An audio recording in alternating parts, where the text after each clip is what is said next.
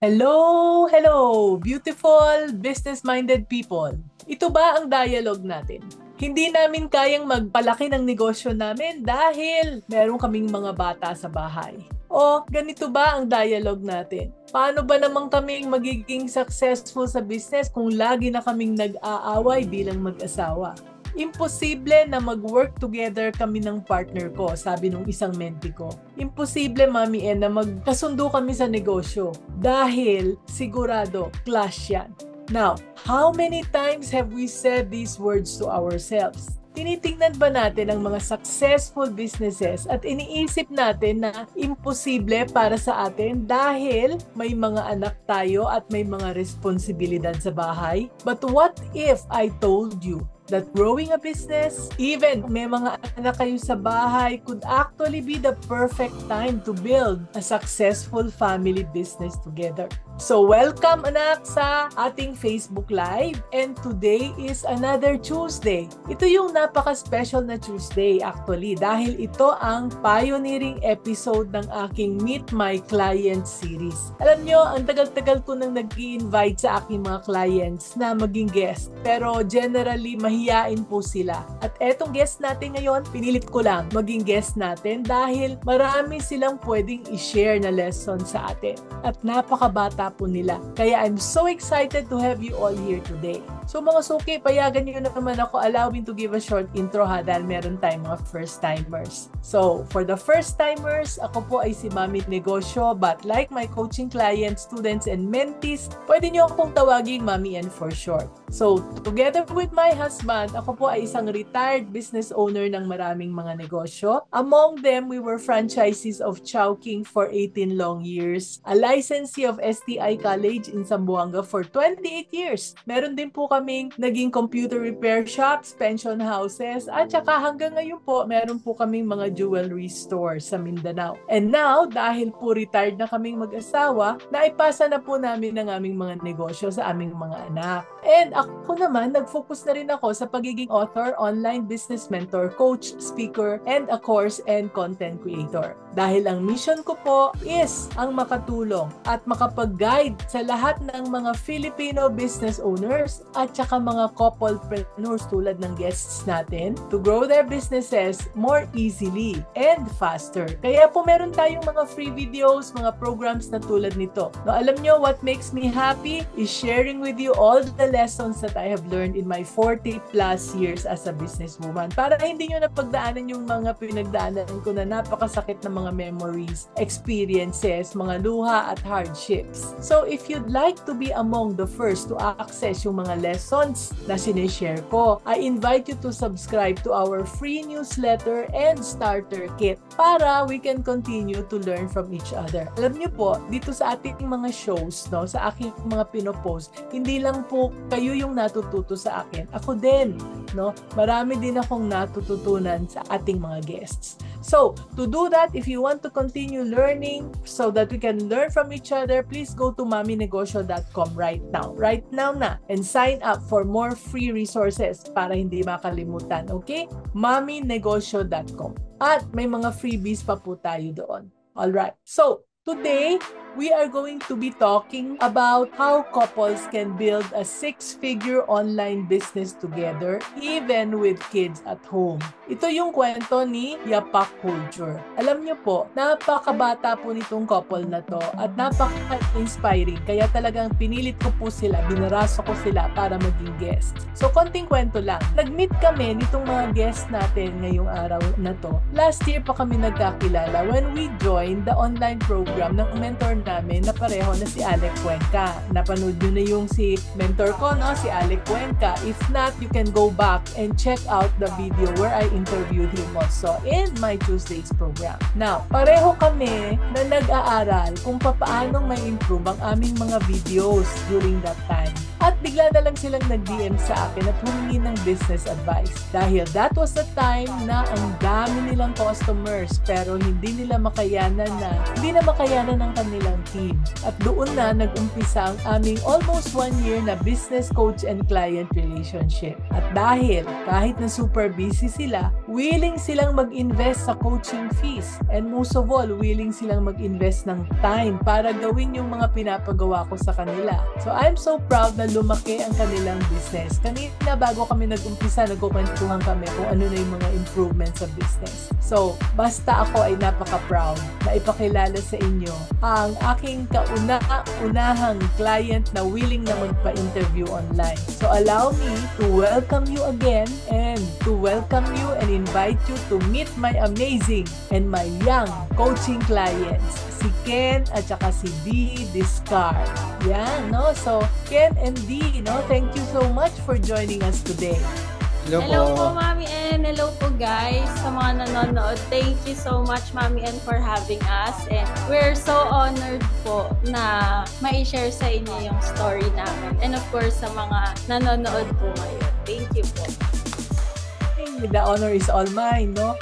At Ken and D, and maganda yung kanila, si Ken at saka D, in other words, Candy, di ba? Madaling tandaan. So, si Ken at saka si D.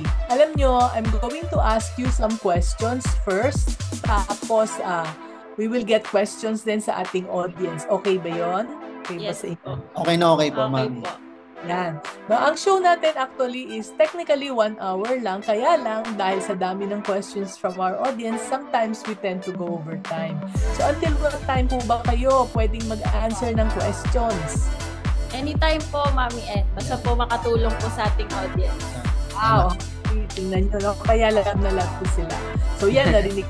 Yan na, ang bait talaga ng ating power couple guests for today. So, sa ating mga dear viewers, kung meron tayong mga questions habang nag-uusap kami, pakitype ka agad sa chat box bago makalimutan. At huwag tayong nahihiya dahil babalikan natin lahat ng mga questions, mamaya. Okay? Alright. So, umpisahan ko na. Ken and D, umpisahan natin yung inyong inspiring story. Kwentuhan mo naman kami kung paano kayong nag-decide na mag-start ng online business together sa 2020, especially may mga bata sa bahay at pandemic pa noon. Ano yung parang naging motivation ninyo sa malaki at risky na step na yun? Yes po, Mami. Actually po, Mami, hindi po talaga namin siya pinagdesisyonan agad. Actually po, balik po tayo sa February 2020. Naalala ko po noon, nag-resign na po ako sa work ko dati, na corporate job ko po. And then, after po noon kasi, kumikita na po ako as freelance makeup artist. And then, fast forward po ng March 2020. Alam naman po natin nag-lockdown po. So, totally po, wala na po talagang events noon. Wala po kaming source of income. And then, nag-decide po kami ni Ken na, actually po, nung that time po pala, isa pa lang po yung baby namin nun. So, nag-decide po kami ni Ken na mag-start na lang ng magbenta po online ng beauty products. So, bali po yung beauty products na yon, kinukuhanan po namin siya sa network marketing po namin before. Habang wala pa po, tinry na po namin. Doon na po kami nag-decide na ito na lang yung kailangan natin gawin. So, nung bago po kami nag-start, wala po talaga kaming source of income. Wala po kaming ipon. So, ang natatanging ipon lang po namin is yung sa credit card. Ginamit po talaga namin yun para po makakuha kami ng products. And then,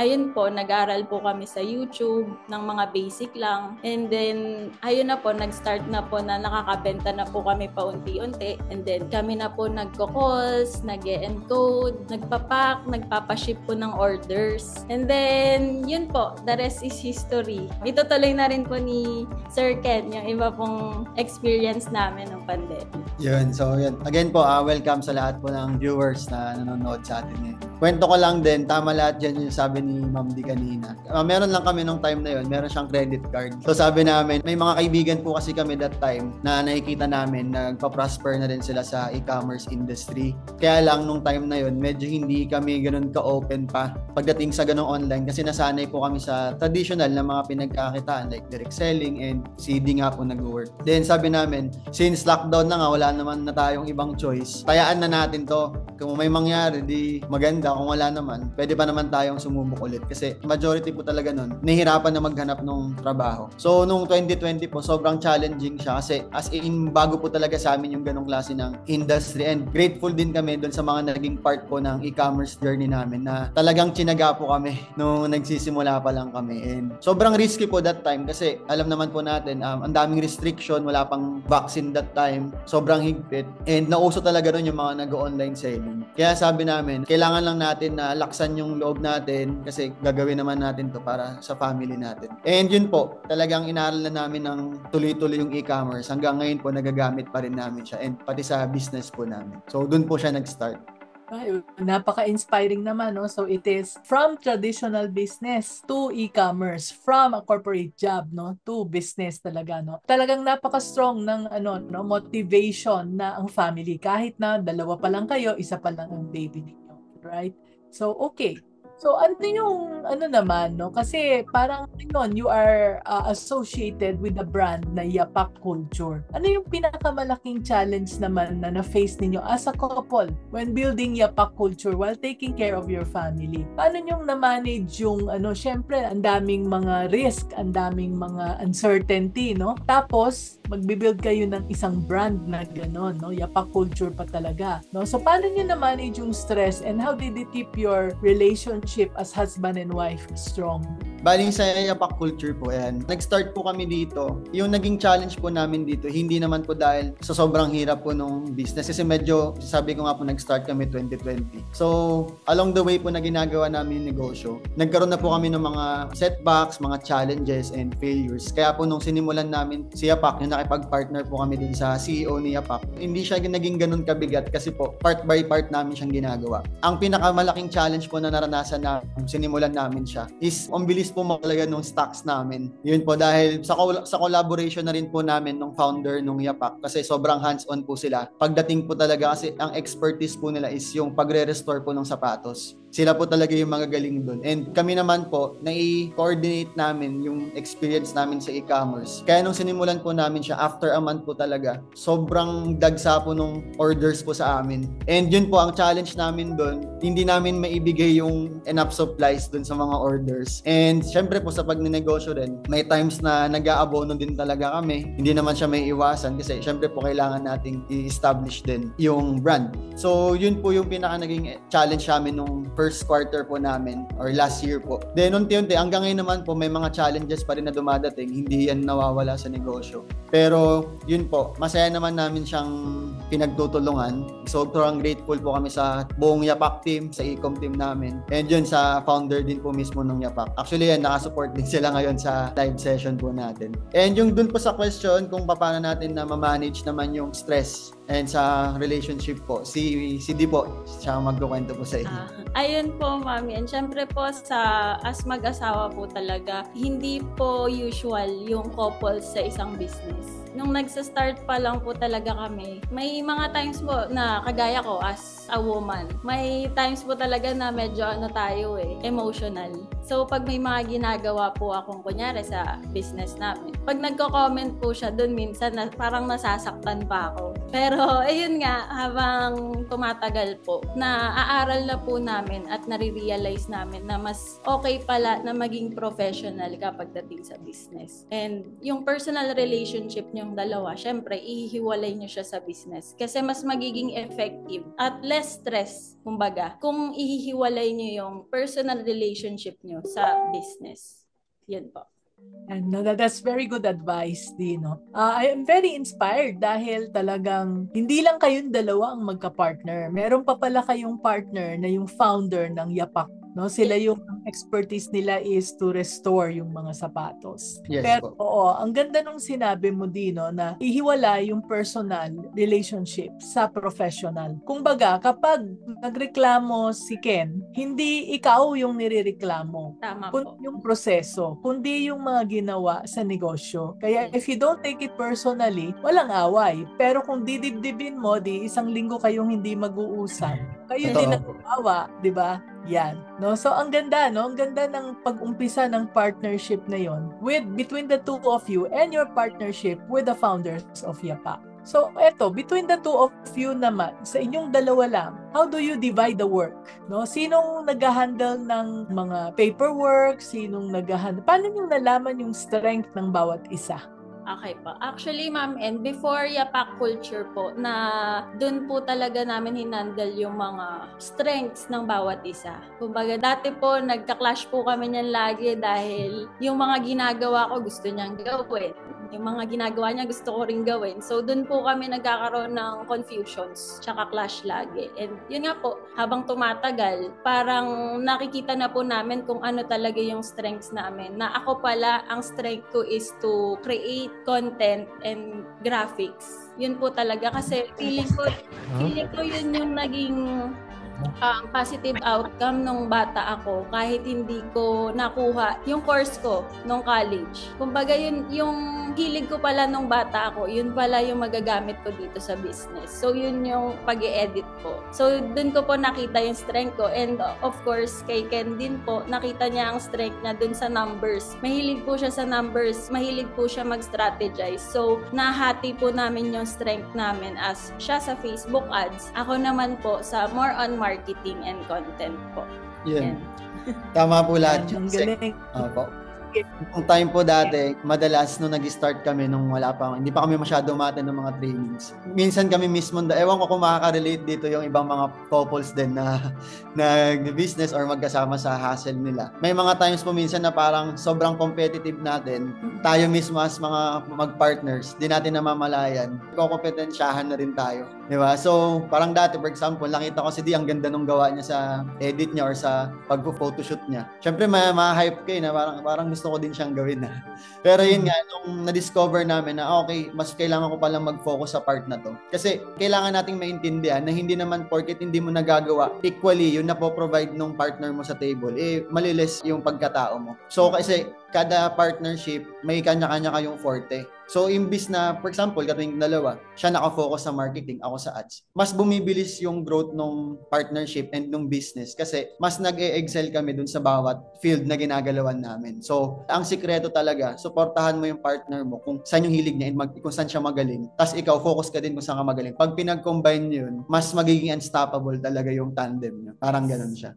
Wow, ang ganda nun, no? Unstoppable. I like that. I like it that nabanggit mo, Di, na talagang importante na ma-identify kung ano yung strength ng bawat isa. And in your case, kahit nasabi mo hindi yun yung inaral mo, pero strength mo pala yun mula bata pa. Tapos nagamit mo siya. At yan yung naging parang input mo sa negosyo, kaya lumaki yung business. Yes. So, actually, maraming mga nagtatanong sa akin na ano bang negosyo ang dapat naming pasukan, Mami In? No? Kaya sa mga nagtatanong, alam mo, ang parating sinasabi ko, dapat kung ano yung hilig ninyo. Hindi namin alam kung anong hilig hindi namin alam kung ano yung dapat namin, ito yung pinag-aralan namin pero hindi namin type Ganun, ang dami-daming mga kwentong ganun. Kaya nagsulat ako ng libro ng Discover Your Business Calling. Yung libro na para pag pinag-aralan mo kung ano yung hilig mo nung bata ka pa, ano yung mga pinagdaanan mo. Actually, lahat ng mga bagay-bagay na pinagdaanan natin sa buhay, nakaka-contribute yon sa strength natin sa isang negosyo na hindi lahat ng tao meron nun.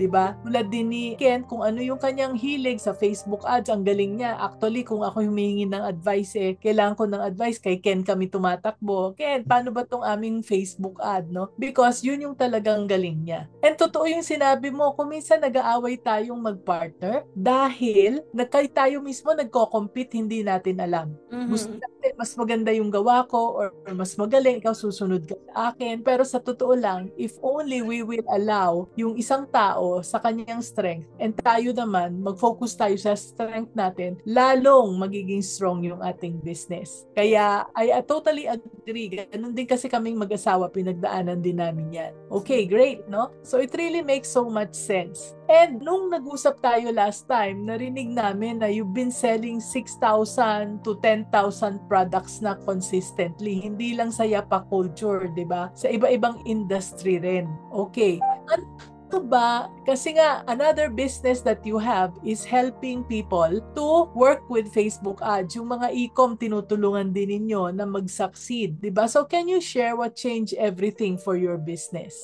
Ayun, sobrang laking tulong po talaga nung nag-adapt kami sa mundo ng e-commerce po. Kasi syempre, dati po talaga, nung hindi pa na-introduce sa ating e-commerce, ang tingin natin dito is medyo mahirap or baka hindi siya applicable sa Philippine landscape, ganyan. Pero yun nga po, ang meron lang talaga kasi ngayon sa business or sa buhay is yung change po talaga. And kung hindi tayo mag-a-adapt doon, mapapag-iwanan tayo and natutunan natin yan sa mga nag-collapse na mga businesses. So sa e-commerce po, kung paano po namin na-reach yung 6 to 10,000 parcel. Syempre nag-start din naman po kami sa 10 orders lang a day, 15 orders a day. Ang naging recipe lang po talaga namin is yung continuous po na learning talaga. Kasi ang medyo critical part po sa e-commerce, time to time po nag-iiba talaga yung trend, yung algorithm, yung effective na strategy. Last year or last month, pwedeng maging hindi na siya effective bukas. Ganoon siya nag-work eh. Kaya marami rin po kami nakasabayan na naging e-commerce. Hindi na sila nagtutuloy din kasi hindi po dahil naging mahirap yung e-commerce kasi kahit saang naman negosyo po, meron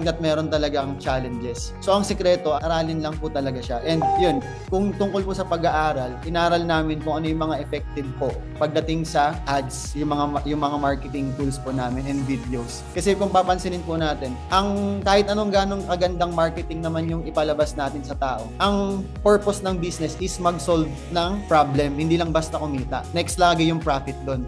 So the more na marami tayong nasa-solve na problem, mas malakas po yung produkto. And doon kami nag-focus sa idea din po ng partner namin. Yung pag-usapan po natin sa Yapak, yung concept ng partner namin, isa sa sapatos po. Alam naman natin yung mga Pilipino, maporma. Gusto lagi may bago, mahilig sa imported. So paano nila ma-maintain yung sapatos nila? And syempre pag madumi yan, hindi naman pwedeng pag madumi tatapon mo na lang. So doon po sa product namin, nakapag-provide kami doon sa mga tao na collectors ng mga mahilig sa sapatos na ma-maintain yung condition ng sapatos nila. Lalo na po ngayon may mga sapatos na nag-worth 40,000, 60,000, 100,000. So yung Yapak po na-solve yung problem ng mga yun. And doon naman po sa mga, for example, may mga kaibigan tayo dyan na hindi naman din enough yung budget nila para monthly or yearly bumili ng sapatos. So nakakasave sila ng money kung napoprotektahan po yung shoes nila. So bottom line, pag nagpakita ka ng ads, dapat kung ano yung nakita nila, talagang masosolve yung totoong problema. Hindi yung sa marketing lang maganda, tapos yung pagdating hindi pala talaga nakakasolve ng problema. And yun po yung naging sekreto namin kung bakit yung nag-start po kami, share lang po namin. Yung original campaign namin, hanggang ngayon active pa din siya. Walang patayan po yun. So sa mga nag-i-e-com dyan, ang masashare ko din, bukod sa ads, tandaan po natin si Facebook ads, tool lang siya para makadagdag sa business natin. Ang sekreto pa rin yun. Yung ginagawa ni Ma'am din, yung sa marketing. Kailangan paghandaan mo din yung marketing plan and at the same time, patuloy po mag-research, mag-aral, paano mo pa mai-improve yung service mo. Kasi kahit gaano ka kagaling mag-Facebook ads, kung yung service mo naman and yung product mo medyo may sablay, hindi mo ini-innovate, after ka lang sa pera, eventually, mawawala din siya. So, yun po yung naging sikreto namin. And CD po yung katulong ko doon. And ayun, ma'am, and gusto ko lang po i-add na dito rin po sa pag-solve ng, yun nga po, pag-solve ng problems namin dito sa Yapak. Yung owner po kasi mismo, may puso talaga siya sa mga clients lalo na inaalagaan yung shoes nila. And of course, inaaral po kasi namin yung mga pain points ng clients kung paano po ba namin mas mapapaganda yung products. Kasi kung makikita nyo po before, nung nagsimula kami, yung transition po ng products namin is from may kulay na ang sabi po ng ibang clients na Sunrocks daw po, color safe ang gamit. So, lahat naman po ng pain points na yon ng mga reviews nila, we hear you. Sa mga clients namin, we hear you. That's why nag-i-innovate kami. Lalo namin pinapaganda yung products para sa inyo. Yun. Yan, no? Ang galing, no? So, what I'm hearing is continuous learning talaga. Kahit na sa Facebook, kahit na sa products, kailangan tuloy-tuloy yung pag-aaral. Inumpisa nyo sa YouTube University, Yes, diba? Tapos tuloy-tuloy. Tapos nagkaklase tayo kay Alec Cuenca kasi enrolled din kayo doon. Yes, Tapos at a certain point, lumapit kayo sa akin at kinuha ninyo ako as your coach and mentor. So, yeah. Ano yung naging motivation ninyo na lapitan ako at magpatulong? Kasi at that time, magaling na kayo sa Facebook ads. Magaling na kayo sa e-com. And still, you came to me to ask my help. Sige, kwento. Ako alam ko, no? Pero kayo, ikwento nyo naman. Gusto ko marinig from you. Okay, Mami. Sa lahat po na nanonood, lumapit po kami kay Mami N. Kahit nakikita naman na po na medyo okay naman na yung business. But may gusto po kaming i-improve internal, which is po yun sa mga team po namin. Kung paano po sila magiging aligned sa gusto naming marating din at goals sa company. That's why lumapit po kami kay Mami N. And of course, sobrang dami naming natutunan dahil sa isang company pala, hindi lang basta magaling ang i-hire mo, kundi dapat piling-pili talaga as in detail. Sobrang naming natutunan kay Mami and lalo na sa mga paperworks na kailangan naming ayusin. And na-apply na po namin siya ngayon sa Yapak Culture. Kung nakikita nyo po, mas nagiging successful po siya. Kasi may mga mentors na pong nag-guide sa amin, kagaya ni Mami N. Yun, tama yan. Kasi, napakahalaga. Nakita ko na rin kayo kay Coach Ras, no? Naging mentor nyo rin si Coach Ras. Tuwa ako nung nakita kong nandoon kayo. Sige, Ken, what you were saying? Yes po. And sobrang grateful namin sa mga viewers po natin ngayon na nakikinig. Sobrang blessed po kami na nakilala namin si Mami N. Kasi mas maganda talaga na i-accept natin kahit successful tayo or tingin mo nag-excel ka sa business mo. Meron pa ring field or department ng buhay natin or sa negosyo na parang hindi pa talaga perfect, and I'm sure nararamdaman nyo din yun. Yun yung sign na dapat humahanap ka talaga ng mentor kasi makakasave ka ng maraming oras, ng pera, na pwede mo yung mga failures na pwede mo nang maiwasan. Yun yung nagagawa po kapag may nag-guide sa atin. And ang paghingi ng tulong at guidance, hindi naman siya sign ng weakness. So kasi mas magiging malakas ka kapag may mentor, and totoong mentor na talagang i-guide ka. Hindi lang sa pagkita ng pera, kundi yung paano mo rin mapapangalagaan yung binibuild nyo. Yan. Thank you so much, no? And natutuwa ako kasi nung lumapit si Ken at saka si Dee sa akin, ang talagang gusto nila ma-strengthen yung kanilang team. No, hindi namin pinag-usapan yung paano kaming kikita ng mas malaki or paano kaming makakakuha ng mas maraming customer. Sa totoo lang, marami silang customer at kailangan nilang mag-build ng mas malaking team at mas powerful na team at that time. And yun yung ginawa namin for many months. Okay, so merong nagsabi dito, I'm single so I cannot relate. Sorry, Ira, no? So, etong ating program is as a couple, but then whatever it is that they are talking about in business, I'm sure makakatulong din sa iyo. So, talking about couples, sinabi natin napaka-challenging. Kung minsan nagkakaroon tayo ng disagreements tungkol sa mga business decisions natin, no? So, ano ang mga practical tips na pwede nating i-share sa mga couples? O kaya, yung mga single din na merong mga kasamahan sa kanilang negosyo, no? If you want to work together without destroying your relationship, ano kaya ang pwede nating gawin? And siguro po, Sense, para masagot po natin yan, para hindi. Kailangan talaga, naniniwala kami na kailangan balansehin po natin. Na una, syempre, ano ba yung foundation mo natin and yung values natin? Mapa-single ka man or may couple ka. Kailangan, syempre, andyan na gusto nating kumita sa pagnenegosyo. Pero ang majority, ito, observation lang din naman namin, no? Pwedeng ma-absorb mo or hindi. Ang nakikita namin kasi, along the way na ang success dumadating sa atin, dyan lumalabas yung mga temptation. Diba? Mas na tinetest tayo kapag andyan yung pera, andyan yung power, andyan yung kasikatan. And marami po na dahil nga walang guidance, yung iba walang mentor, masyado tayong kinakain ng success. Na to the point na minsan nasasakripisyo na pala natin yung values natin, yung oras natin, yung relationship sa family. So kami po, ang isa sa mga man-share namin na nagpapatibay lalo ng relation namin, kahit busy kami sa negosyo, is parehas po kami, yung communication namin, minemaintain namin. Hindi kami yung, andun na po na gusto namin pero dapat yung values natin, mas protektahan natin siya na ba't ba natin to ginagawa? Para sa family, para makatulong. So the rest po doon na hindi naman na related doon sa goal namin, hindi na namin siya ina-entertain. And yun po, talagang oras din sa isa't isa, sa mga couples yan or single man, love yourself din.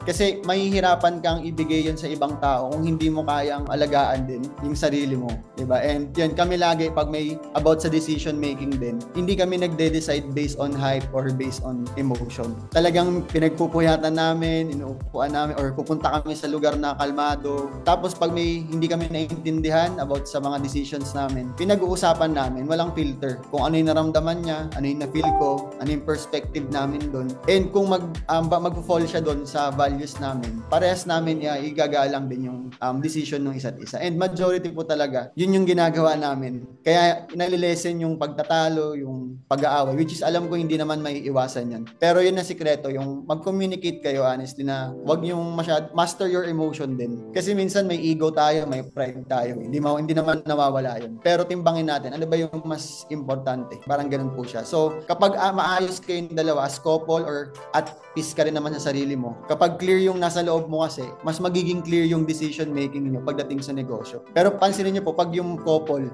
talagang intact sila, aligned sila sa lahat ng decision making, nagiging magaan yung outcome. Pero kapag yung couple medyo magulo magdesisyon, lagi nag-aaway, yung business niya or yung family niya magulo din kasi yun yung reflection po eh. Parang ganun siya. Ikaw, ano ma-share mo dun? Ako po, sa amin pong dalawa, we built a strong foundation din po sa relationship namin based on teamwork, growth, and mindset. So, dito po sa business namin, it's just part of our life. But the core of it is our relationship mismo. So, siguro, kaya din kahit kung strong talaga yung relationship nyo or malalim yung foundation yung dalawa as a couple, kahit ano pang mangyari or dumating na problema sa negosyo nyo, masusolusyonan siya agad. Kasi, dun nga, sobrang lalim na ng foundation. Yan, ang ganda, no? You're so young and still, you are so wise when it comes to relationships, no? Kaming mag-asawa, no? Frankly speaking, ang tindi ng aming pinagdaanan. No, sana kayo yung naging mentor namin. Siguro hindi kami nag-out. Okay, so sa amin, medyo nahirapan kami sa communication, no? Kasi lalo na nung panakapanahunan namin, kapag madaldal yung babae, parang sinasabi ng lalaki, bakit ina-under mo ba ako? So, uso yun dati. Bawal yung dapat babae tahimik lang. Kaya medyo challenging, no? At saka yung time for self, wala yun, hindi uso dati yun eh. Yung time for self. Maganda yun na si kay Ken Pananggaling, yung talagang dapat may oras ka para sa sarili mo. Hindi lang puro kayong dalawa. No? Meron ka ring sarili mong time, me time. Yun, I like that. And okay. And ang kagandahan sa inyo, pareho rin kayong aiming for growth. Pareho kayong gustong matuto. Yung iba kasing mag-asawa or mag-partner, nagkakaroon ng problema dahil yung isa lang sa kanila ang mahilig mag-seminar. Yung isa sabi, gastos lang yan. Samantalang kayo, parati kayong magkasama at pareho kayong nag-grow together. Kasi kung napuntahan ninyo yung isang mentor at magkasama kayo, then that means na pareho na kayo ng mindset. Hindi na kayo mag-aaway, hindi na kayo magtatalo dahil pareho kayong natuto eh, diba? So, sana matuto tayo yung mga nanonood sa atin. Importante yun, no? Like me and my kids, we are attending seminars together. In fact, we are attending the Millionaire Mind Intensive. Nag-attend na pa kayo, no? Oo. Mag-attend kayo ng Millionaire Mind Intensive. Yung aking anak, yung aking 3 sa 5 kong anak, makakasama ko next week sa Millionaire Mind Intensive. Dahil nag-attend na kami many years ago, but that time, college pa lang sila nun. Ngayon, iba ng sitwasyon. May mga business na sila. Sabi ko, attend tayo uli kasi mag-refresh tayo. Dahil pag magkasama tayong mag-attend ng seminar, what happens is pareho yung ating mindset.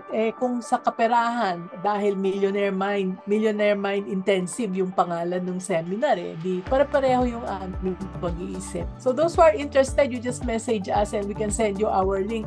That link that we have, meron kaming discount. May discount code kami.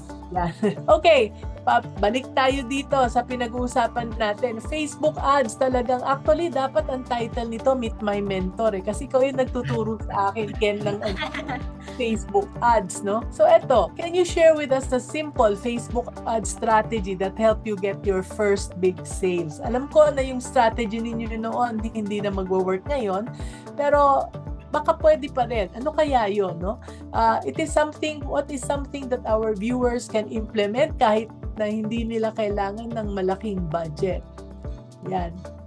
So yun po, ang pag-usapan natin yung isa sa mga effective din na ginagamit namin hanggang ngayon. So working to 5 years na siya na nag-work sa amin. Marami na pong AI, maraming tools na available sa market na pwede nyong gamitin para mas bumilis yung operations ninyo. Pero isa po sa pinaka-practical way, kung wala ka pang tools na about AI, mag-effort po tayo dun sa creatives, sa video. Sa amin po, ikikwento ko na lang din. May times din naman na humihina yung sales namin. Pero kapag nararamdaman ko na, for example, kunyari, ang normal na benta ng campaign namin is 200 orders, 300, ganyan. Biglang after ilang weeks, after ilang months, may times talaga na humihina siya. So, sa tagal namin nagte-testing, ang naging solusyon namin doon, mag-add lang ng creatives talaga. Mag-add ka ng creatives. Kasi syempre, sample, yung viewers. Kapag paulit-ulit na nakikita yung ads mo, same ng offer, paulit-ulit. Di ba nauumay din naman? Tayo rin naman sa TV, ganun eh. Pag yung commercial, paulit-ulit. Tingin mo ba bakit yung mga malalaking company nag-i-invest pa rin sila sa production? Di ba? Kasi it's either ma-entertain mo yung viewers mo, ma-educate sila, or makakuha sila ng something na value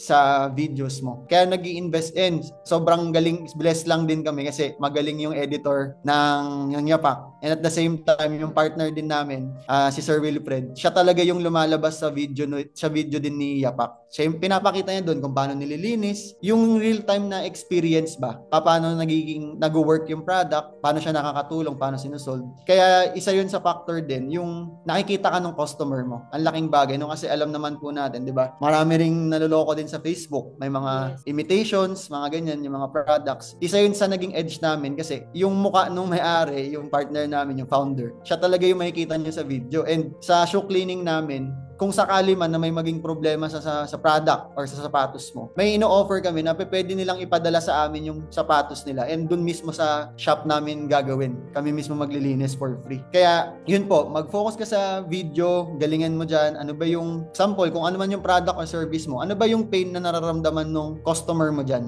And ano yung pwede mong may offer para matulungan sila. Yun yung ipakita mo sa video mo. Kahit wala kang sample sa mga nag-ads po, may targeting ka man or wala, maniwala kasi AI matalino na, si Meta matalino na. Mag-double down ka lang talaga sa pag-publish ng creatives. And try ka ng iba't ibang asset. Mapa low budget man yan or high budget. Mas maganda nga po kung mag-i-start ka sa low budget muna para matest mo lang muna kung ano yung mag-work sa'yo. Hindi mo kailangan sumunog agad ng napakalaking puhunan po para mag-test ka. Pwede ka mag-start sa 200, 300, or 500 kung ano po yung kaya. Ayan. So, yun po, yun may share ko.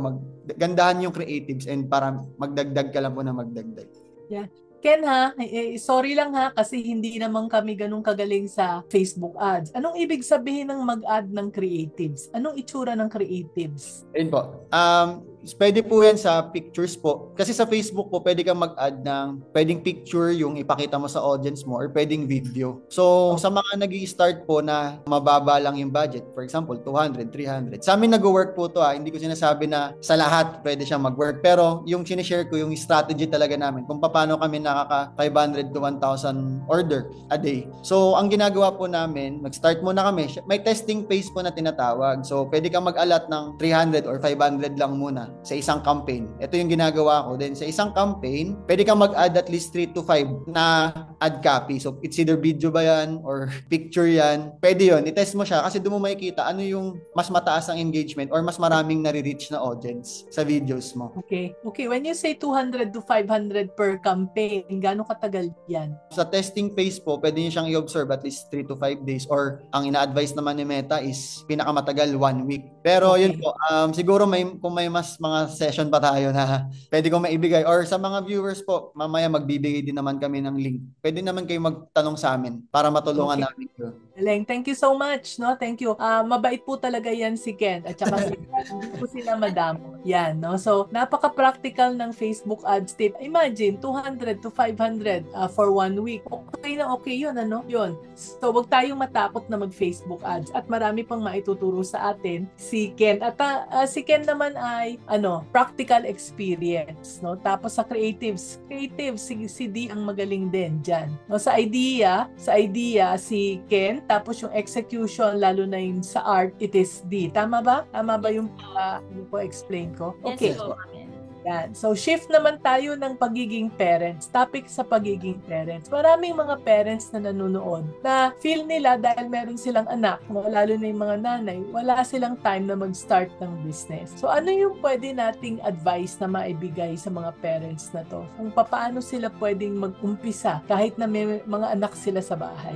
Actually, Mami En, ayan, pwede ko po siyang i-relate dun sa experience namin dati noong 2020 po. Yun nga po, Mami En, parang wala na po kasi talaga kaming choice kundi gawin na lang agad yung mga dapat namin gawin para makapag-provide sa family namin. So, based on our experience nun, parang ginawa na lang namin siya. Yun yung pinaka-tip namin. Huwag nyo nang pag-isipan. Gawin nyo na siya agad. Kasi along the way naman, makikita nyo yung mga loopholes na pwede nyong ayusin. And after nun, mas magiging smooth na yung flow ng business nyo. So, ayun po. Huwag nang antay maging ready. Just start na kung ano yung naiisip nyong negosyo. And from there po, makakahanap po kayo ng time. Kahit 1%, what I mean for 1% daily is kahit 1 hour lang daily, kahit hindi buong 8 hours. Kasi alam naman natin na pag nasa bahay tayo, mag-aalaga, maglilinis pa, lahat, kahit 1 hour lang ang spare time sa isang araw, makakatulong na yan to start your business. Yeah. Yung galing niya na. So, kahit na 1 hour, at saka do not overthink, no? Kasi kung gugustuhin, may paraan. Pero, tama po. Dahilan, wala talagang mangyayari sa sobrang dahilan. I love how that time management approach, no, makes sense. So much sense para sa mga busy parents. Okay, ito naman, balik tayo sa Yapa Culture. Sabi mo kanina, yung owner talaga ang nakikita nila, no? At dahil doon, malalim yung trust. So ano pang mga secrets natin for good branding? I know that you were the one who helped them also with their branding, no? Especially, Yapa Culture is such a local brand at marami namang mga malalaking brand dyan. Ano yung pwede ninyong i-share na sekreto, secret sa gandang branding? Ayun. Siguro po, nasabi ko naman yung iba din kanina. Ito ay dadagdag ko po doon. Ang pinaka-sekreto, actually hindi na siya sekreto kasi i-share na namin siya sa inyo. And kung nasa ang industry ka man or kung ano man po yung product na binibenta nyo ngayon or ino-offer nyo. Sobrang marami pong magaling mag-branding, magaling mag-edit, magaling sa photoshoot. Pero ang mag-separate pa din sa inyo is kung gaano kabuo yung puso mo and kasinisir dun sa service na binibigay. Kasi mapa-shoe cleaner man yan, mapapagkain. Ang business pa rin natin is yung service pa din eh. Gaano ba kalaking tulong yun na ibibigay mo sa tao? Napapadali mo ba yung pamumuhay nila sa service and product na binibigay mo? So, dun ka mag-focus. Kasi yung personal connection, minsan, dahil nga ang dami ng AI, ang dami ng kung ano-ano, nalilimutan na natin yung personal touch dun sa tao. Yung ma-feel ba nila na totoo yung kausap nila? May na-feel sila na pag ito yung brand na gamit nila, mas na-feel connected ba sila dyan? Napapadali yung lifestyle nila, yung pamumuhay nila. And yun yung nagiging sikreto po talaga nung Yapak. Aside po sa gusto namin din kumita, isa rin sa ginagawa namin, yung nag-give back din kami sa community. So, ayan, sa pamumuno din, syempre, nung founder namin, may mga basketball movements din kami. Meron kami mga free training na basketball, namimigay kami ng mga board sa mga lugar na hindi na maganda yung board nila or nasira na. Tumutulong din po tayo diyan. Kasi naniniwala kami na yung business channel siya para makatulong ka sa problema ng iba, and at the same time, pag binibless ka na, ibalik mo din sa community. And isa yun sa kung bakit marami ring companies and sa mga nauna din sa Yapak. In general po, yun naman may kailangan may purpose din talaga yung pagbi-business mo. Hindi pwedeng puro take ka lang ng take. Kasi may stop dun yung cycle ng blessing eh. So, kailangan na i-distribute mo din siya sa community. And yun, gandahan mo talaga yung galingan mo sa pag-create ng product. And wag mong tipirin. Kasi kapag maganda products mo, kusang babalik yung tao eh. Magre-repeat order sila. Pero kapag unang sample, nadaan mo lang sila sa ganda ng video mo, pero nung actual na wala pala, 'di ba? And eto sa mga nagbi-business po, normal na along the way na ginagawa yung business, pwede kang magkamali. Nararanasan din po namin 'yan. Na minsan nauubusan ng stock, na nagkakaroon ng damage yung mga produkto namin. Normal 'yun, kailangan natin tanggapin 'yun. And kung ano may maging komento sa atin ng client, kung ano yung reklamo nila, huwag tayong magalit pabalik kung nagrereklamo sila. Ibig sabihin lang nun, may kailangan pa tayong i-improve sa service natin. And kung i-take natin yun into positive, mas tatangkiligin tayo ng tao kasi pinapakinggan natin sila. Hindi natin sila dinededma. So, mas magandang, kesa i-block mo pag may negative comment, di ba? I-address mo ano yung concern nila. Gamitin mo siya na para ma-improve pa yung mga next move mo. And pag na-feel ng customer yun, na ginagalingan mo din para makapagbigay ka pa ng servisyo sa kanila, mas mamahalin nila yung brand mo. Yeah. Tama yun. No? I totally agree with you. No?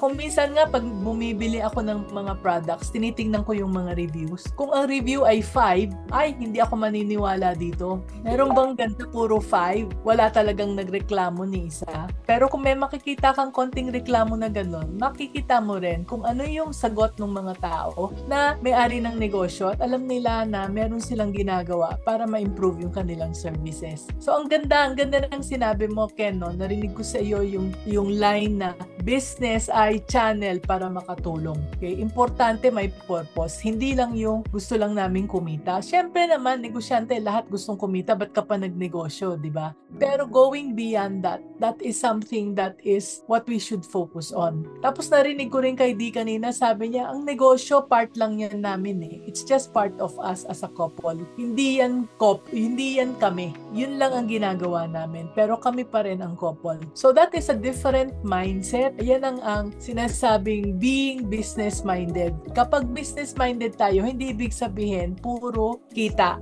puro benta, puro profit. It is also a tool. It is also a way para makatulong tayo. Yan. So, this is my last question na, no? Kanina nag-usap tayo, bago yung show nag-uusap tayo at sabi ninyo, gusto nyong makatulong sa ibang mga tao para maging resellers sila, no? So, ano kaya, no, isa sa mga taong gustong maging reseller, lalo na yung mga magulang na nag-uumpisa pa lang, yung mga nagtatrabaho, employee, pero gustong mag-transition into a business, ano kaya ang first step? Anong pinaka-practical step na pwede nilang umpisahan? Ano kaya ang pwede nilang i-focus?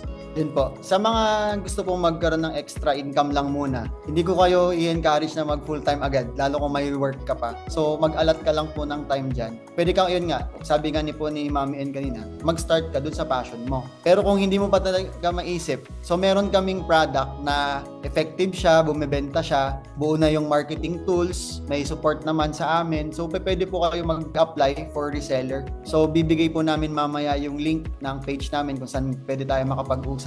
Para dito naman, kung wala kang idea sa e-commerce, sa marketing, paano magbenta, kami pong bahala mag-provide ng gagamitin mong marketing tools. Ang gagawin mo, ibebenta mo na lang, so kilala naman na po kahit paano yung product natin. So, i-share mo na lang siya sa circle of friends mo, sa kakilala mo. And maganda po dahil may market na siya. Pag lumabas ka ng bahay mo, lahat yan may sapatos.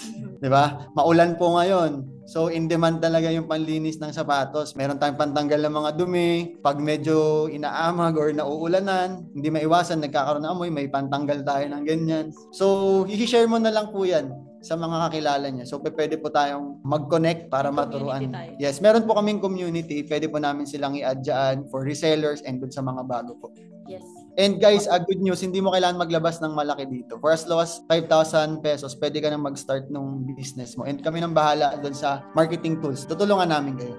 Yan. No? So, ang galing-galing ng business opportunity na yan. We will talk more about that. Pero dun sa mga nagtatanong, nandyan na po ang link sa Facebook at saka sa Zoom if you want to read more about it. So, ngayon, tapos na yung mga questions ko, no? I'd like to hear from some of our viewers.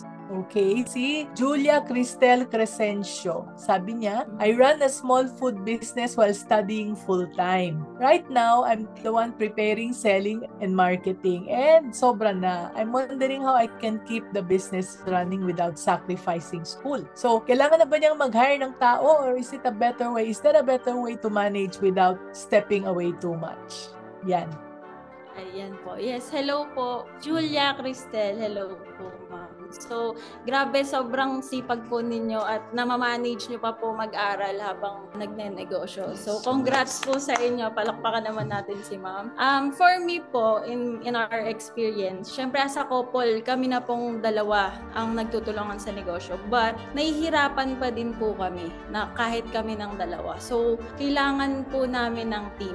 Kaya nag-hire po kami ng team. And also, siguro, ayun po yung sagot. Kailangan nyo po mag-hire ng team para po mas mafokusan nyo rin yung business at mas mafokusan nyo yung pag-grow ng business nyo and while kayo studying naman. And of course, kailangan, idadagdag ko lang din po dun is kailangan nyo rin po ng mentor in running your business para hindi nyo na po maramdaman yung mga stress na, yung dadaan ng stress, kumbaga malilesen na siya kasi may magme-mentor na po sa inyo. Yan, no? So, ang sagot ay kailangan nyo ng tao at kailangan nyo din ng mentor. Yes, Yes. po. O walang choice talaga kasi kung gusto nyong lumaki. Otherwise, hindi tayo lalaki. Ano? Okay, thank you. At napakaswerte natin ngayon dahil marami na pong mentor. Hindi lang po ako. No? So, if you go to Go Negosyo, ang dami pong mga mentors doon. Okay. So, ito naman ang question from Brian Pura, one of the early birds natin. No? So, paano bang mag-build ng operations manual? Ano po ang context at paano nyo na-execute ang mga challenges na kailangang ma-address along the way? Sana po masagot. Kasi ang business daw niya ay food, pare, silog, at other Filipino dishes. Nag-start na rin daw sila ng products na nasa jar tulad ng chili garlic sauce, alamang, and paste. Ayun po. Siguro po, yan. Actually, yung nararamdaman ni Sir ngayon, dyan din kami galing. Sorry, pastel. Yan, po. Actually yan, sa ganyang part po, ang nakatulong din talaga sa amin dyan, si Mami N po. Kasi struggle din talaga kami sa operations namin dati. Kasi ang thinking namin before, pag nag-business ka, dapat active ka sa lahat ng department. Kapag masipag ka, ibig sabihin nagagawa mo siya ng tama. So ngayon, siguro sa pinakamadaling sagot po, ano ba yung department po na kailangan pagbigyan ng pansin? Sa logistic ba siya? Sa marketing ba siya? Kailangan nating ma-identify po yan. And pag alam na po natin kung saan yung kulang natin, madali na po nating ma-identify kung kailangan ba natin magdagdag ng tao, kailangan ba natin mag-hire ng skilled na or pwedeng kahit training lang. So, ang ginawa po sa amin ni Mami N, pinalista niya sa amin lahat yung structure nung business namin and kung saan yung area doon na pinaka nahihirapan kami. So, then later on, dahil na-identify namin na kulang pala kami sa ganito, sa advertiser, kulang pala kami sa ganito. So, mas nag-focus kami doon na okay, sige, ito yung hanapin natin, ito yung i-workout natin. Then, syempre po, pag nag-start tayo ng business, tayo naman mismo alam natin kung ano yung problema or yung kailangan nating gawin doon. Ngayon, para mas maging simple po siya, ilista mo lahat, i-breakdown mo. Ano yung kailangan mo doon, ano yung kailangan immediate na isolve. Then yun, mag-hire ka, then ligawan mo ng sistema. Pinagawa pa nga kami nun ni Mami N nung tinatawag namin na hot manual. So yun po yung guide na yung tipong kahit magpapalit-palit man yung tao dyan, yung sistema mo buo na hindi na siya mag-iiba-iba. Yun na yung pinaka-standard. So yun po yung naging ginawa namin, mas dumali yung trabaho namin and mas nakapag-focus kami sa mga bagay na mas dapat namin bigyan pansin. So i-identify kung ano yung problem, sino yung dapat na tao na ilagay mo dyan, hindi ikaw. Kasi ang role natin as owner is about expansion, about ideas, paano lalaki yung company. So kung ano yung problema, identify mo siya, then hanap ka ng tao kung sino yung best na mag-fit sa role na yun para gumanda lalo yung operations. Sana nasagot ko yung tanong. Yes, ang galing, ang galing. Para kang si Mami N na nagsasalita. Very proud ako sa inyo. Yan, totoo yan, no? So, agree ako, syempre. Yun yung tinuro ko sa kanila. And natutuwa naman ako at na-absorb nila at ina-apply nila kahit na hindi na ako mentor nila ngayon. Okay. So, next, si Bessie Lance naman, no? Sana, no? So, anyway, Brian, let us know kung nasagot, ha? At kung meron ka pang ibang tanong. So, si Bessie Lance naman, sabi niya mag-open daw siya ng kitchen appliance store sa 25 ng July. Ano bang dapat gawin? Ano bang dapat gawin, Mami N? Kung ako ang tinatanong mo, mag-usap tayo. Kasi mahabang usapan yan. Magbubukas ka na sa 25. Tapos ngayon ka pa magtatanong kung anong dapat gawin. Pero siguro, tanungin natin si Ken at saka si D from the perspective of marketing, from Facebook ads, ano yung dapat niyang gawin? Baka iba yung pananaw ninyo. Okay po. Siguro po kung gagamit tayo ng Facebook, syempre social media po, malaking tulong po yung social media para magkaroon ng awareness yung tao dun sa i-open natin na store. Kasi yung pag-open ng store madali. Kuha ka lang ng shop, lagay mo yung binebenta mo, open na po yung store natin. Pero ang question dyan is paano tayo magdadrive ng traffic, ng foot traffic dun sa store natin. Kung tatanungin po side namin, maganda mag-run tayo dyan ng awareness campaign. Diba? Ano ba yung benefit ng tao pag pumunta sila sa grand opening mo? May promo ba tayo dyan? May sale ba tayo? May mga latest appliances ba na makikita namin dyan? Yun. So parang ganun. And addition lang po is, kung sa 25 na po siya magsisimula, dapat by now, meron na po kayong marketing posters na pinopost na para ma-address na, hello po, magbubukas na po kami sa 25. Ito po yung negosyo namin. So, dapat na-address na siya ahead of time. Yan. So, kung ako tinanong mo, ganun din ang sasabihin ko sa iyo. Kahit ng foot traffic. Magbubukas ka, alam ba ng mga tao? Sino ba yung mga tao? Nasaan ba sila? Hanapin mo at kausapin mo sila. Ipaalam na magbubukas ka na sa 25. And yon, si Ken at saka si D, hindi lang sila e-commerce. Meron din silang physical store. Ang Yapa Culture, di ba? Meron na kayong physical store. Yes, Kaya sila ng store at alam nila yung mga dapat gawin. At yon, posters daw at yung mga nakapost online para ipaalam na magbubukas na kayo. At kung ano yung meron. Ito naman from Facebook, si Jennifer Ballesta. How did you start separating personal from business? Ito yung nakwento mo kanina, Dino. Kasi we are by nature emotional. We cannot just turn it off or on. Paano mo siya off? Yan, sige. Explain. Ulitin ko po yung story ko kanina.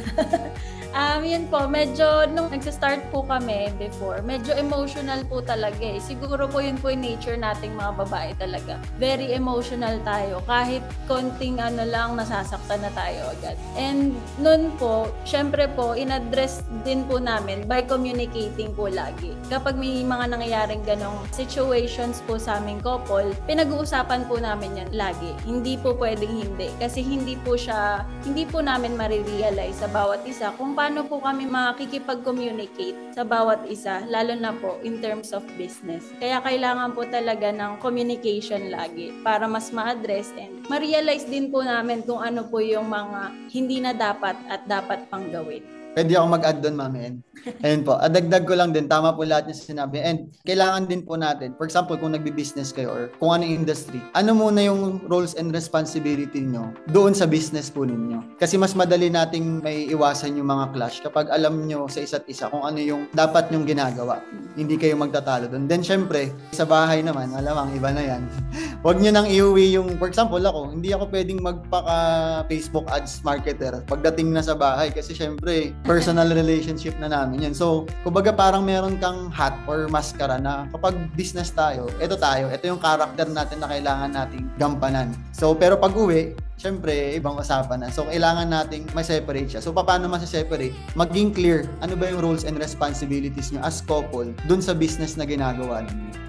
Yan. No, so very clear, no, Jennifer, sana nakatulong. Kailangan, first of all, bago tayo magta-turn on or off, kailangan nating i-identify yung roles natin sa negosyo at yung roles natin sa relationship. No, tulad namin, kami ng hindi lang naman tong principle na to para sa mag-asawa, kundi kahit na mag-ina, no, like me and my son. My son Iko, kanina nandito siya, no. So kapag kami nag-uusap, kung minsan tumataas na yung boses naming dalawa. Tapos bigla kaming hihinto. At tatanungin namin, teka muna, are you talking to me as my mom? Or are you talking to me as my consultant? Kasi ako, mentor niya, pero at the same time, nanay.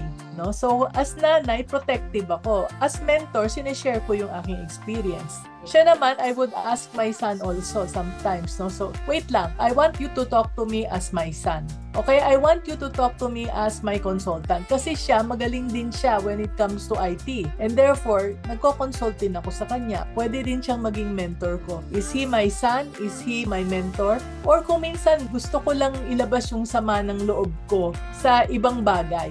Let's say, galit ako dun sa isang customer.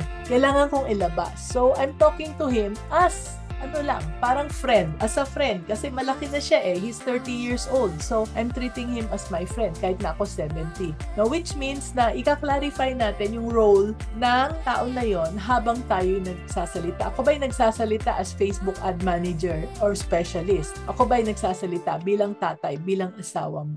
Diba? Iba yon. Sana, Jennifer, maklarify ninyong mag-partner yon, yung role. And once you know the role, then you know kung ano yung pinanggagalingan nung sinasabi nung kapartner mo. Yan. Okay, from Marilyn Alvero Claveria, I have a small perfume business. Kakaumpisa lang po last December. Nakaka-relate ako on how to handle conflict. Pag nagreklamo ang anak ko, affected po ako kasi mga katuwang ko po sa aming perfume ay ang anak kong dalawa. Yon, di ba parang example ko rin tungkol sa anak. Yan. So, ano ang question mo, Marilyn? Okay, siguro sinishare lang niya at naaano siya. Nire-relate niya na sumasama yung loob niya. Again, no, you need to clarify, Marilyn, no? Siguro pwede ko nang sagutin ito, no, Ken and D, no, yung sinabi ko kanina. Alamin yung role, no, sabi ni Ken kanina. Alamin yung role mo, ano yung role nung dalawang anak mo. At habang nag-uusap kayo, ano yung role na, ano yung hat na wini-wear nila? Ano yung, saan sila, anong pinanggagalingan ng kanilang mga sinasabi? Bilang anak ba na nagwo-worry lang sa iyo or bilang business partner mo? Iba yon. Okay? Alright, ito naman from Facebook din. Christina Baguio Bolislis. Kaming mag-asawa, we both have our businesses po, pero ang problema dun sa big business, siya ang may control. Sobrang hirap, nababaon na sa utang at hindi okay. Nagagamit niya ang pera na pinapaikot ko, which is galing sa pera ng paluwagan. Ako nagbabayad at medyo hirap ako. Yan, no? So, ano ang advice ninyo, Ken at saka Dee, when it comes to money, pag-separate ng kaperahan? Kasi dalawa rin may mga ibang business din kayo eh.